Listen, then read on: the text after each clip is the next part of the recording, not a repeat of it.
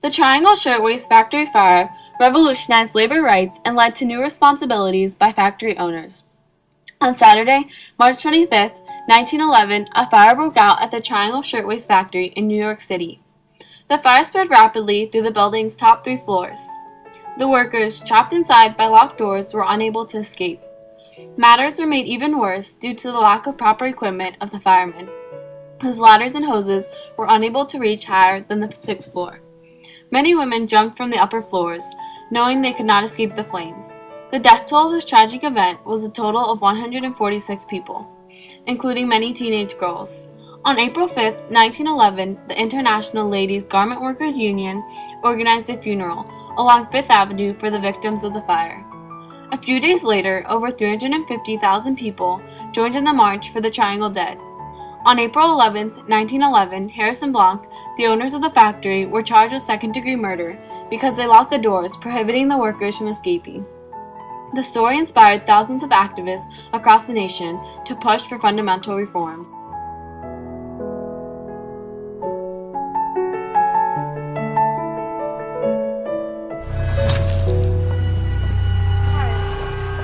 There's a fire, Mr. Bernstein. Production manager Samuel Bernstein grabs one of the 3 fire pails. But the fire is already spreading. There's a mad dash for the exit, but it is too narrow. Only one at a time can pass through. It's been designed that way so their bags can be checked for stolen fabric. There's a fire hose, but it's not working. No water! The only way to warn the floors above is through the switchboard 2 floors up on the 10th floor. Hello, switchboard. 10th floor. Fire. There's a fire. Put me through to the 9th floor. Hello? She drops the phone and runs to get help. The message never reaches the 9th floor. Samuel Bernstein races up the main stairs to help the 160 workers trapped there. But blocking the front door, there's a barrel of motor oil.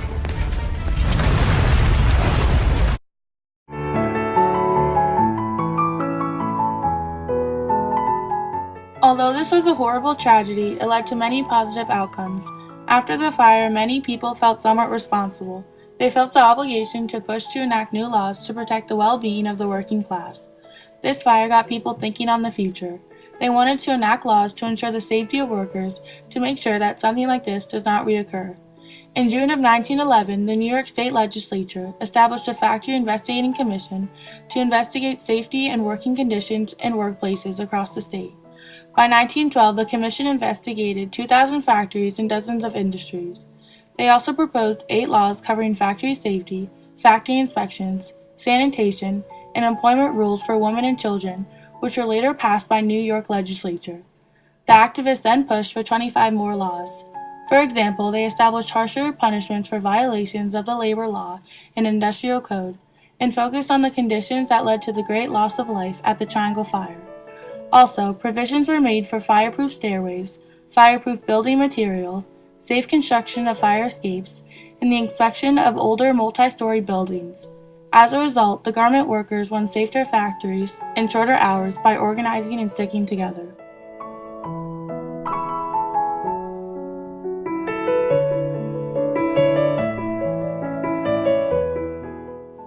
The fire also made many people feel the need to find who was responsible for the loss of the many young women working at the Triangle Shirtwaist factory.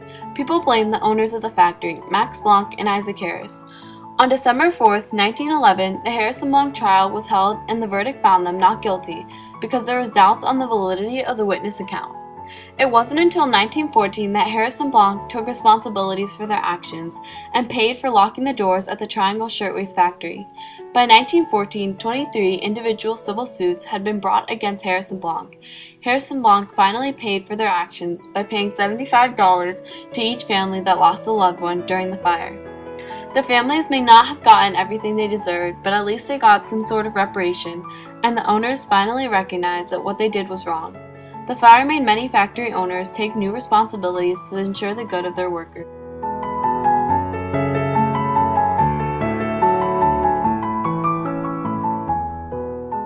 Years later, on the 50th anniversary of the fire survivors, union leaders, and government officials finally paid tribute to the victims of the fire at a commemoration in New York City.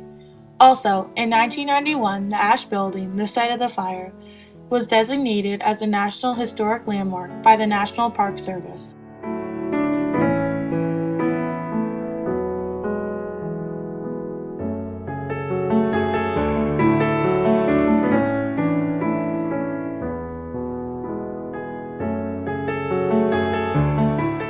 The Triangle Shirtwaist Factory fire is still remembered today, not only because of its tragic outcome and high death toll, but also because of the many great laws and reforms that were enacted as a result. The Triangle Shirtwaist Factory fire led to a revolution in labor reforms and truly proved to be a significant event in American history.